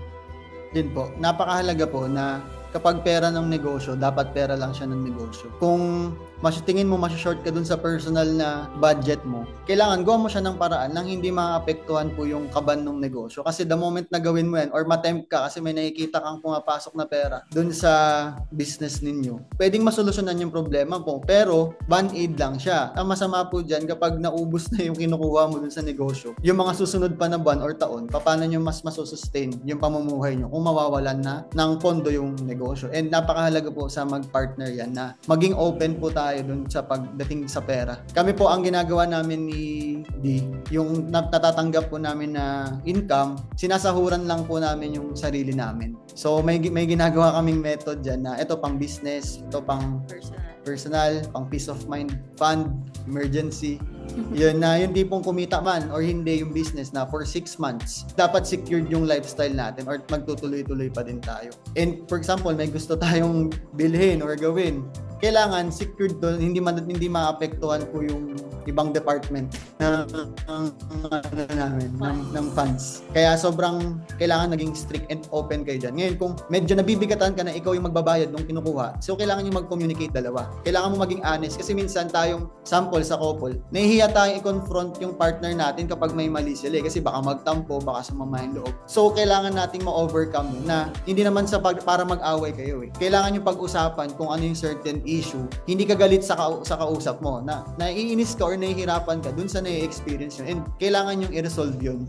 Kasi pag hindi nyo siya po pinag-usapan na, ayun nga, nagpadala rin tayo sa emosyon na hindi, nakakaawa naman, baka nabiti. Huwag natin minsan bigyan ng excuses din yung partner natin kung alam naman natin na mali din yung nagagawa or nagiging result. So maging firm po tayo doon na hindi naman siya kailangang i-open pero kailangan mo maging honest na nahihirapan ka sa part na yun. Baka may pwede kayong gawin para ma-solve siya. Parang ganun. Thank you very much. No, talagang kailangan open communication. Yan ang kagandahan actually. Marami akong na-mentor na couples. Pero among those whom I have mentored, si Ken at saka si Dee mula umpisa, walang problema sa kaperahan. Dahil noon pa rin, before pa nila ako nakilala, yung pera nila nakahiwalay na. At sumusweldo na sila from their business. Separate yung money nila sa business, separate din yung money sa personal. Kaya hindi namin naging problema yung kaperahan. We were able to focus on the other areas ng kanilang negosyo. Yan. No? So, sana sundin natin yung advice ni Ken tsaka ni Dee. No? Okay, from Facebook again, si Ira Andrade. Question daw, nag-start daw kayo ng dalawa lang kayo sa negosyo. How and when did you know na need nyo nang mag-hire or mag-build ng team? Yes po, nag-start po kaming dalawa. Kagaya po nung nag-question kanina, kung kailangan niya na ba ng tao, ganun din po kami. Kasi medyo hindi na po namin, naramdaman na po namin na hindi na po kinakaya ng oras, ng energy namin ng kami lang dalawa. That's the time po na nag-decide na talaga kami na magkaroon ng team para mas matulungan namin yung business. And of course, kaming dalawa, yun po yung point na para mag-grow pa po kami na mapalago pa po yung business. Okay, so pag nahirapan na kayo, no, kailangan umpisahan na mag-delegate. Yes. No, actually, Yun yung normal, no? Yung pag nahirapan na, o sige, hanap na lang tayo ng tao. Pero para sa akin, alam mo, yung tinuturo ko ngayon, hindi na kailangang hintayin na mahirapan pa. At ang focus natin ay lumaki ang business. Let's say, may client kayo ngayon, 3. Gusto nyong maging 6 yung negosyo, 6 yung client, di pa paano ninyong makakayanan yon? Yes. No, kaya naman ng marketing na mag-attract ng 6 na client, pero hindi nyo makakayanan mag-isa. Kaya umpisa pa lang, bago pa dumating yung 3 more na clients, kailangan mag-hire and mag-train na tayo. Yan. No? So, if interesado tayong matuto how to do that, please subscribe sa ating newsletter para mapadalhan namin kayo ng email because we are working on a course now on how to start to train your first employee. So, remember maminegosyo.com, sign up there para makatanggap kayo ng aming mga emails or follow our page, no? Yung Your Mami Negosyo. Yan, sa Facebook. Okay. So eto, sabi ni Miles Lianto Landicho from Facebook again, true daw no, when it comes to e-commerce, dapat may product ka na bago ka pa humingi ng pay sa client. Hindi po pera-pera lang, dapat marunong talagang mag-alaga ng client. Yan. Somebody was able to identify na talaga na ang sinasabi ninyo ay something that she has experienced. Okay. So again, no, yung mga gustong mag-join ng Millionaire Mind Intensive, that will be next week na po. Friday, Saturday, Sunday next week. Andito po yung link sa ating Facebook at Zoom. And you can use my discount code, MAMIN. Type MAMIN and you will get a discount there. Okay. So, eto, si Cristina Gallego, nag-good morning at sabi, traditional business owner and networking entrepreneur. So, nakaka-relate daw siya at talagang nag-argue daw sila sa business, sa personal, lalo na silang dalawa kung paano pag-decide, kung paano palaguin yung business. So, ang tanong niya is actually, paano mag-apply ng e-commerce sa business if you are a traditional business owner? Ayun po. Pwede po tayong mag-apply. Siyempre po, si Facebook, available naman po si Facebook sa lahat ng users. Pwede kung meron po tayong team or may hire na tao para doon. And if ever naman po na wala tayong ganun, nakakilala, meron po kaming marketing agency, pwede rin tayong mag-connect dyan para mabigyan namin kayo ng idea or makapag-discovery call tayo para malaman natin kung paano namin kayo matutulungan po. Yes. No, kung meron na kayong product, then yung isang negosyo nila Ken at saka D is tumulong sa mga taong gustong mag-online ng kanilang business, mag-start ng e-commerce. Okay, si Benji from Facebook. Ask daw lang niya yung part daw ng pag-import, no? Ano po ang step-by-step process sa pag-import? Hindi naman yata kayo nag-i-import, no? Mas maganda bang pa-handle na lang or do it yourself? Kasi concerned daw siya sa customs sa requirements. Siguro po, ma-share na lang namin din dyan. Kung ang concern niya is siguro kung nag-i-import siya ng product sa ibang platform or kung Alibaba man yan or iba pa mga shopping app. Pwede ka makipag-communicate po doon sa mga suppliers. Nag-a-assist din naman sila. Kung, for example, ikaw yung mismong magdadirect ka na sa kanila, nagbibigay naman po sila ng mga options. Paano mo marireceive yung product from overseas papunta sa warehouse mo or sa address na gusto mo. Mababait naman po sila and pwede kang makipag-usap sa kanila sa platform or kadalasan po ng mga suppliers sa WhatsApp naman yan sila nakikipag-connect. So, maging matanong lang po tayo sa proseso and kung mayroon po kayong kaibigan din na nag-i-e-com or pwedeng makapagbigay ng advice sa inyo para hindi rin naman tayo, para secure din tayo sa transaction lalo kung first time natin. So, pwede po yan. Marami naman pong agencies din and companies na tumutulong sa pag-i-import.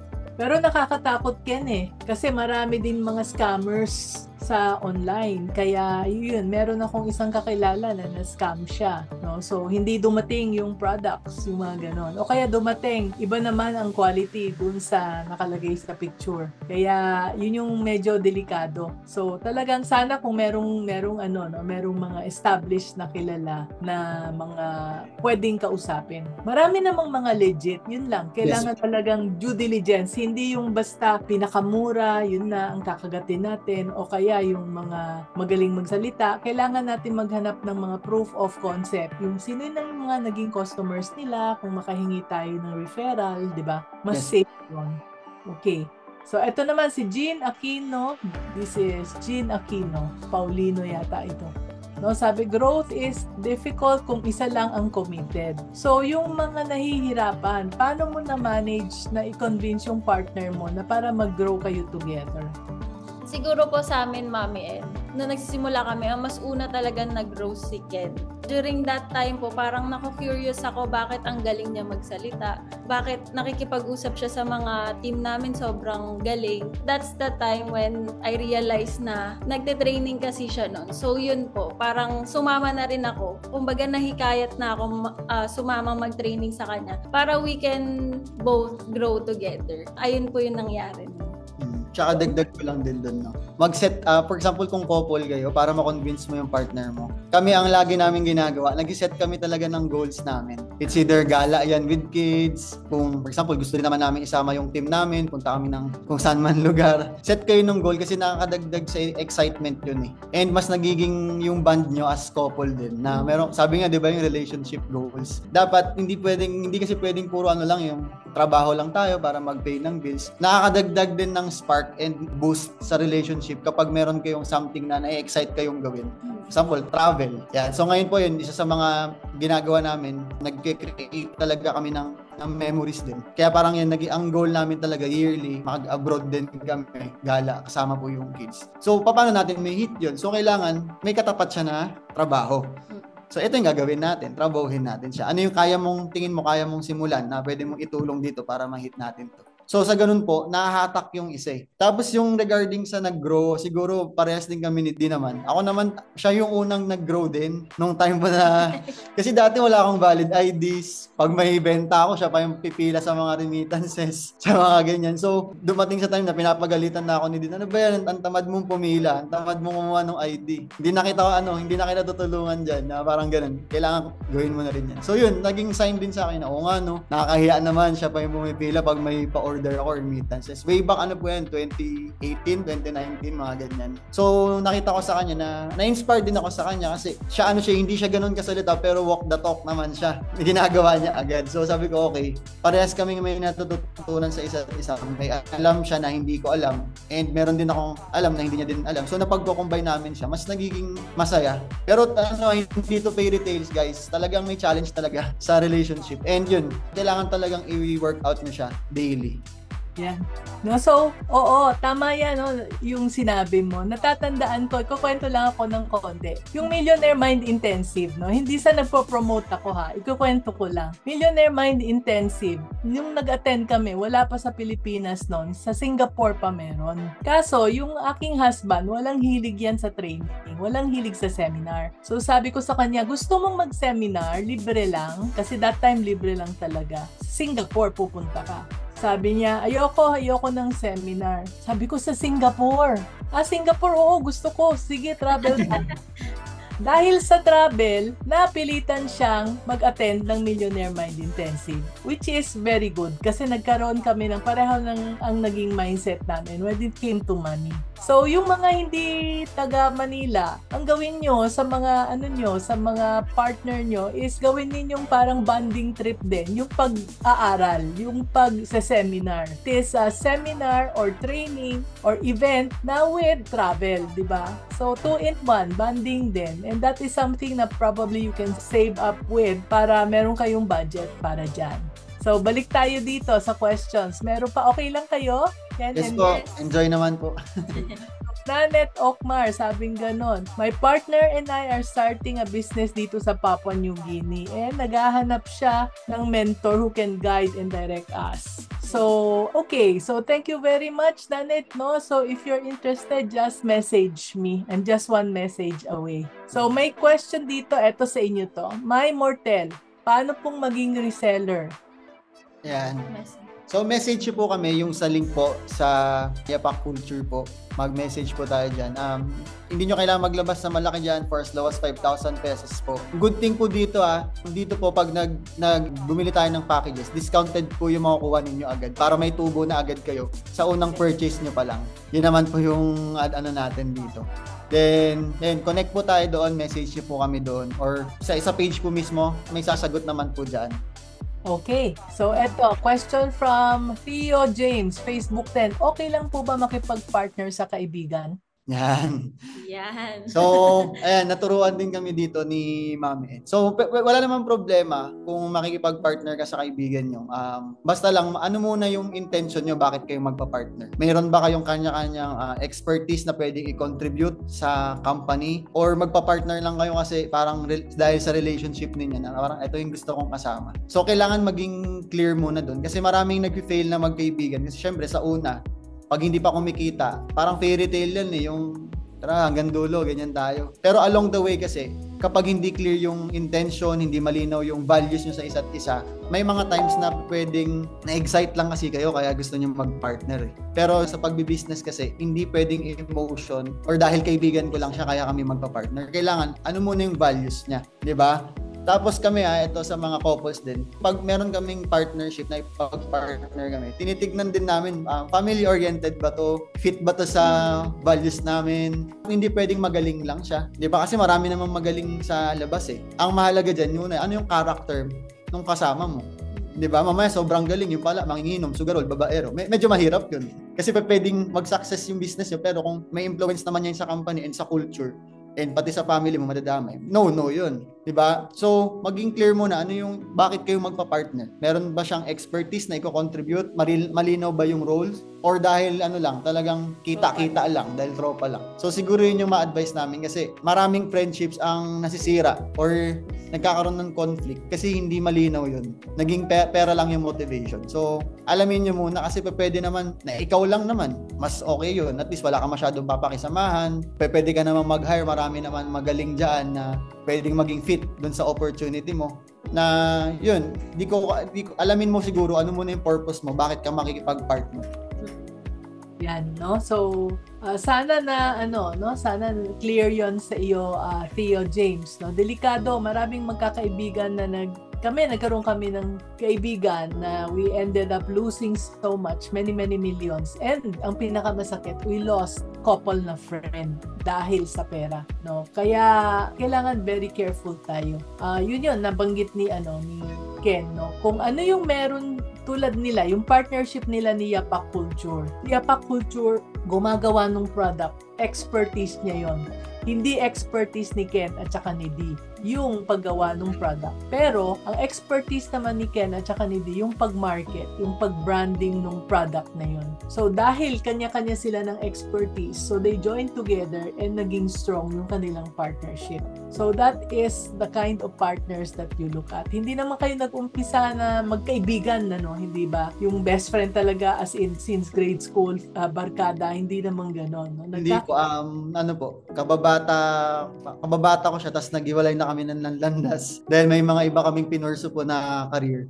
And yun, nag-collab lang din po ulit, nag-usap kami nung last year, 2024. So, naging cautious din naman parehas sa isa't isa kasi parehas na rin pong dumaan sa mga partnerships, mga failures, challenges.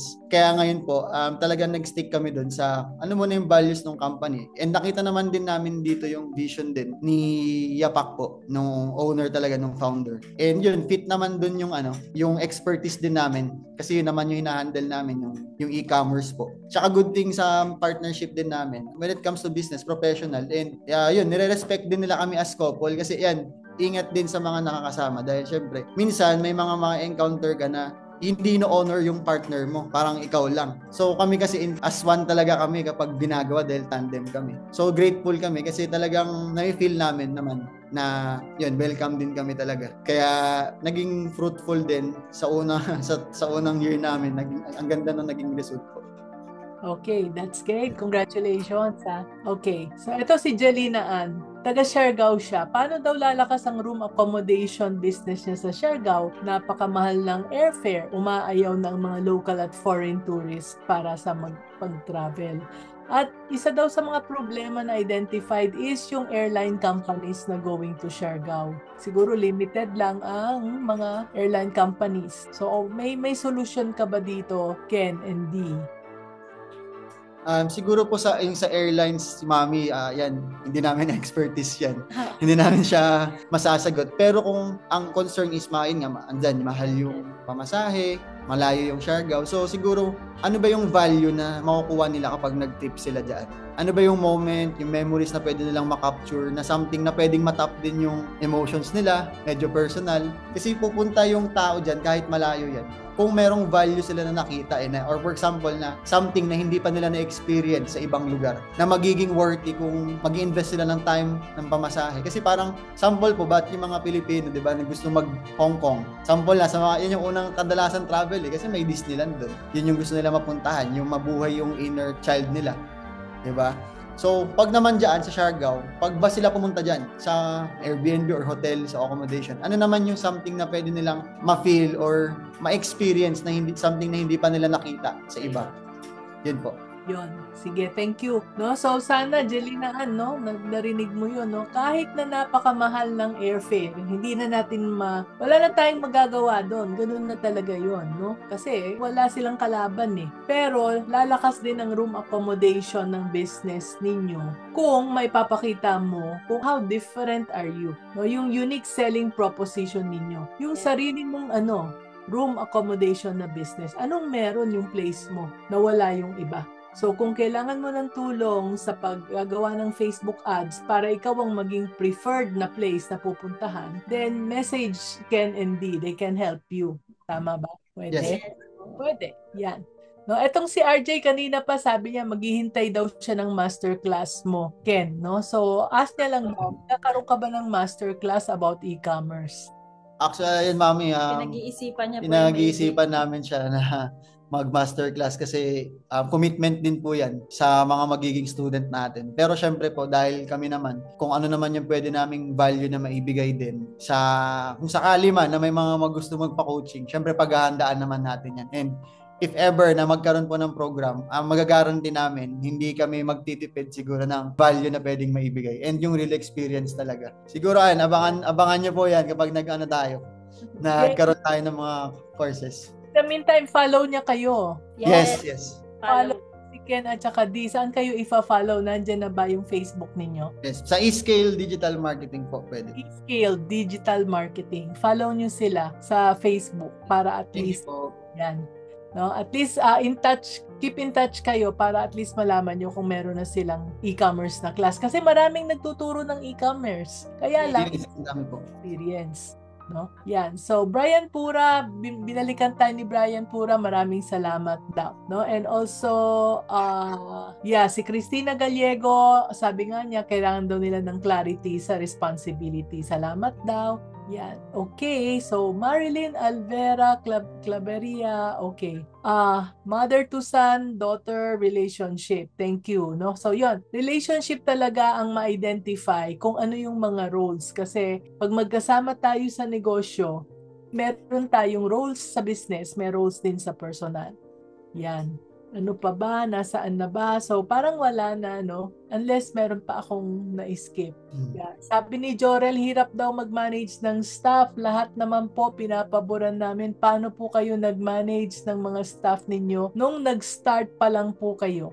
Sa pag-manage ng staff, syempre po, hindi siya katulad ng parang bot or AI na kapag sinet up mo, gagana na siya talaga. So dito po, kailangan talaga natin, una, as owner din, yung ma-improve yung communication skills din sa mga tao natin. And yun nga po, saan ka ba nahihirapan na part? Sa leadership ba? Sa communication ba? Masyado bang close na yung staff mo sa'yo? Kaya nahihirapan ka ng pasinurin? Ayun nga po, isa sa sabi ni Mami N, too much familiarity breeds disrespect. Parang ganyan. So, siguro maging firm tayo, syempre. Kung nagisimula ka pa lang at may staff ka, lead by example din. Diba? Kailangan ikaw yung mag-set ng standard dun sa team mo or kung ano man yan. Kasi, i-relate ko na lang sa amin. Kami, nag-start kami. Kailangan nyo ring i-separate yung, syempre, yung pagiging mabait as personal nyo versus dun sa kailangan ng negosyo na character mo. So, kailangan, syempre, pag nag-implement tayo dyan ng mga rules, yun yung kailangan mong unang ayusin. Diba? Yung mga rules ng company mo, standard na kailangan nilang sundan. Diba? kung nakikita mo naman na masakit talaga siya sa ulo or pasaway, so may process naman siguro tayo na naka-ready dyan sa company natin na para mabigyan sila ng disciplinary action or kung kailangan silang palitan. So, kailangan natin ma-identify din yan na sa pag-hiring pa lang, kailangan masala mo talaga siya para ma-avoid mo yung sakit sa ulo kapag nakapag-hire ka na ng tao. Kaya mahalaga din po na soon kapag kaya na ng natin, makakuha tayo talaga ng HR officer or manager din para sila yung nagmamanage siya doon, hindi na siya dumadagdag sa sakit sa ulo mo kasi mahirap din kasi talagang ma-attach kapag ikaw mismo sa mga tao mo, pag nagiging kaibigan mo na sila, pag nagiging kampante na sila sa'yo, kailangan mong ma-maintain yung relationship na ano pa rin tayo, boss and staff. Kailangan mo pa rin yun maibigay sa kanila. Kasi kapag too much familiarity na, minsan, ayun, masakit talaga sa ulo. Nararanasan din namin yan. Hindi ka mag-isa dyan. Kaya, ayan, sige, additional. Tsaka as a business owner, syempre staff sila. Dapat hindi laging sila yung pinapaboran. Siguro pag may nagawang, kunyari na-hit niya yung quota, pwede natin silang bigyan ng incentives. Pero hindi always na papaboran natin sila because meron tayong mga sinusunod na rules and regulations. Doon tayo magbe-base. Yan. Thank you very much. I'm so happy to hear that, no? So, yun din ang sagot ko, Jorel. Alam na nila, kaya alam mo na. Pwedeng pagbibigyan ng pagbibigyan. Ang empleyado natin ay hindi kaibigan, hindi sila pamilya. Kasi ang pamilya walang iwanan. Kumbaga, hanggang sa next generation, magkapamilya pa rin tayo. Pero ang empleyado, they will join us, but there will be a time na they will also say goodbye. Kasi may kanya-kanya silang buhay. Mag-e-end din yung relationship natin. At when they go, it's okay. Do not feel bad. Kasi marami naman papasok pa. Marami pa namang magwo-work. Kaya hindi kailangan, ayun, hindi pamilya. Ang empleyado ay hindi family members. At syempre, wag mag-hire ng family kasi mas complicated na yan. Mahabang usapan yan. Dito tayo kay Angel Matel. Ito pala, Eman Galang. Any advice daw sa anak na nag-take over sa family business? Yung parents daw niya, yung dating nagmamanage, medyo humina na ang business, kaya I decided to step up and mag-help. Ngayon medyo nahihirapan po kumilos and mag-manage kapag salungat yung vision ko at nung parents ko. Yan. So, nangyari ba sa inyo yan or ako lang ang dapat na mag-answer dito? Kaya, siguro po si Mami N po ang mas makakapagbigay ng magandang sagot. Yes. Ganyan. Kung ang magulang ay nangailangan ng tulong ng anak at siya yung nagsabi na, alika anak, tulungan mo ako, then you can call the shots. Pwede mong sabihin, sige, tutulungan kita, pero eto yung gusto ko, 1, 2, 3, 4, 5. Yan. Ikaw ang magbibigay ng kondisyon. No? Kaya paghandaan nyo na yan, Ken, at saka paglaki ng anak ninyo, gagawin dito. So, kung ang magulang, tulad namin, kami yung humingi sa aming mga anak ng tulong. Tulungan mo na kami anak at hirap na kami, gusto na naming mag-retire. So may mga kondisyon sila. First of all, ang kondisyon ay yung sweldo nila sa labas, tatapatan namin. Hindi pwedeng tawad muna dahil anak ka namin. Second, may mga rules yan, no? Tulad ng mga anak ko. Meron silang rules. No talking about business sa bahay. No talking about business sa gabi. No talking about business on weekends. Yan. Kaya pag hindi natin sinunod yan, basta nagsalita ako, sasabihin ng anak ko, weekend po ngayon. So, tatahimik na lang ako. Kasi weekend so no talking. So, kung ang magulang ang humingi ng tulong sa anak, meron dapat ang rules na ang anak na ibibigay. May kondisyon. Hindi sama-sama tayong anak, kundi meron tayong sarili nating, sabi nga nila, Ken at saka may sarili tayong values. So, kailangan natin panindigan. Now, ang mahirap dito, hindi ko alam, Eman, no? Kung ikaw ay pinilit mo lang, sinaksak mo lang yung sarili mo dyan sa negosyo ng mga magulang mo, hindi mo talaga sila mapapasunod. Pero, kung sila yung humingi ng tulong sa'yo, pwede mong sabihin na tumutulong ako dahil humingi kayo ng tulong. Pero eto yung kailangan ko para maayos ko yung negosyo. Ngayon, kung hindi kayo sang-ayon, then aalis na lang ako at ako'y magtatrabaho na lang or magtatayo ako ng sarili kong business. So, gano'n, no? The relationship between husband and wife, yung nakwento ni Ken and Dee, pareho din, no? May division din yan yung when it comes to business. Kasi parang magiging magpartner na kayo sa negosyo niyan eh. Kaya merong mga kondisyon yan. Kung hindi kayang gawin ng magulang mo, then ikaw ang gagawa, pwede. Tapos yung hindi mo naman kaya, gagawin nila, okay lang. Partnership. Okay, I think this is the last one. Si Angel Mattel, I'm a franchise owner and I have 3 branches. I want my staff to have growth. Are there specific free courses that I can offer to them for their own improvement? May alam ba kayong free courses?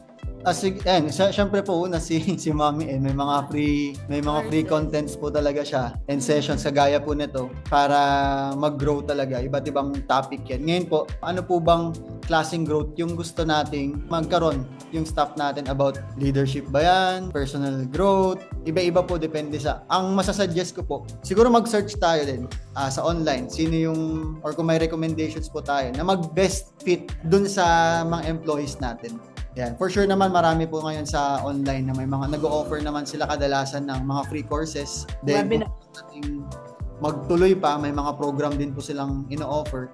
And gusto ko lang i-congratulate si Ma'am kasi yun po yung naiisip nyo sa mga staff po ninyo na magkaroon ng personal growth. Yan. Congrats sa inyo Ma'am na dyan pa lang sure ako magiging successful yung business nyo kasi concerned po tayo dun sa tao natin na matuto din sila. Kasi ang growth ng business po is nakadepende sa growth ng leader and sa growth ng team. Yan.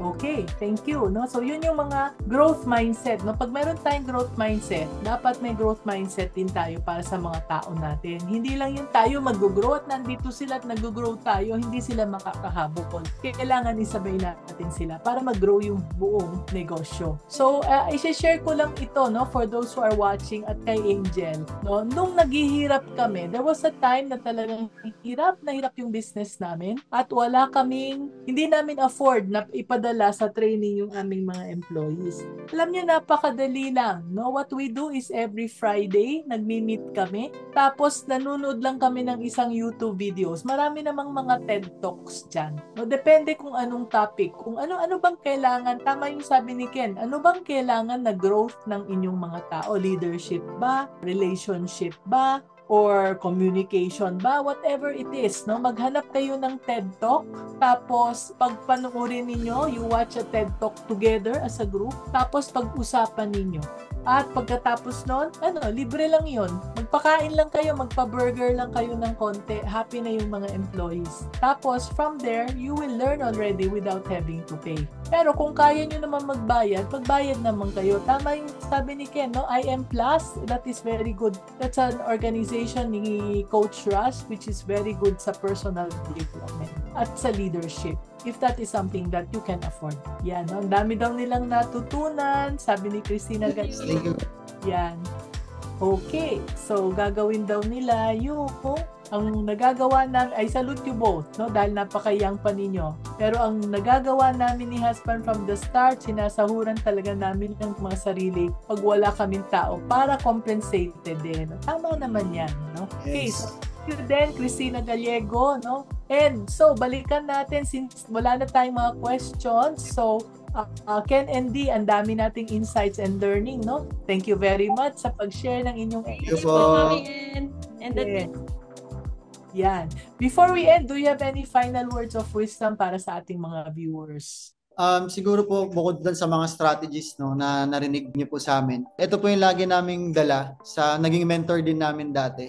Alam ko nanonood siya ngayon, si Coach Mentor Lian Carvajal, no? Hello, Mentor. Ang sabi niya sa amin nung nag-start kami, nung walang-wala pa din kami. Ang sabi lang niya, papabaitin ka muna bago ka papayamanin.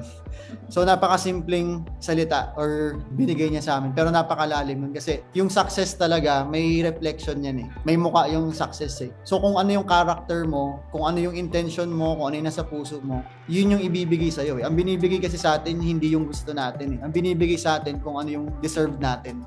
So, and isa pa, kailangan ready ka. Kailangan intentional ka. Kasi yung success, hindi siya lalapit sa'yo hindi pwedeng puro attract lang. So, kailangan may action ka. Kailangan clear sa'yo kung saan nyo gustong dalhin yung family mo or yung team mo. Ano ba yung definition mo ng success? And syempre, yun lang, hindi lang siya about pera-pera. Diba? Kasi pag may pera ka na, magigets mo na hindi lang talaga pera lagi. So, kailangan balansehin mo din siya. No? And wag na wag mawawala na habang kinukuha mo yung success is mawawala naman yung sarili mo. Ganun siya. So, yan. And sa lahat po ng couples na nandito, na nakisali po sa amin, thank you po sa inyo. Sana marami kayong natutunan sa amin. And yun, maging ano po tayo, open-minded and business-minded. Yeah, sabi ni Mami N. Okay, so ikaw, Dee, you wanna say something? Yes, Mami, and yun pa rin po.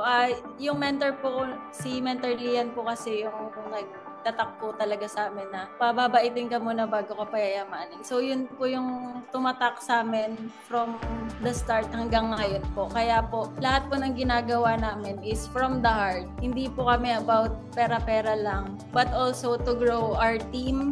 Of course, yung mga team din namin, gusto namin maging successful din sila in the future.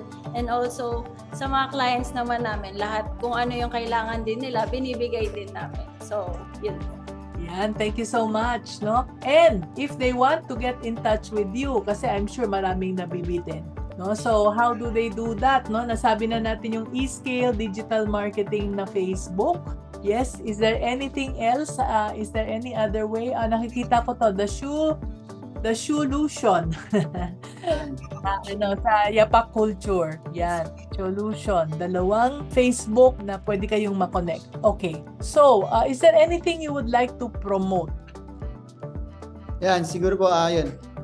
Samahan niyo po kami sa reseller program natin. Marami pa po kaming ilalabas na products this year po sa Yapak Culture.